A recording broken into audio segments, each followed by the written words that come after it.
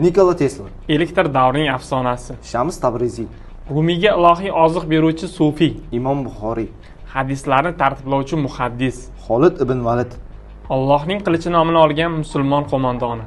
Ayub Xon, Zamonaviy Hindistonni rivojlantirgan davlat rahbari. Mahmudxo'ja Behbudiy, Jadidchilikning otasi. Neyron, Rimdagi eng zolim hukmdor. Bethoven, Quloqlari eshitmay qolganda ham musiqalar bastalagan musiqa dahosi. Yelizaveta I, Angliyani oltin davriga olib chiqqan qirolicha. Yekaterina II, Rossiyani Yevropaning kuchli davlatlar qatoriga qo'shgan imperator. Arximed, Ilm va tajribani birlashtirgan Yunon olimi. Ismoil Safaviy, Eronni shiyaga aylantirgan hukmdor. Ulug'bek Mirzo, Ulug'bek Mirzo. Ilmni siyosatdan ustun qo'ygan hukmdor.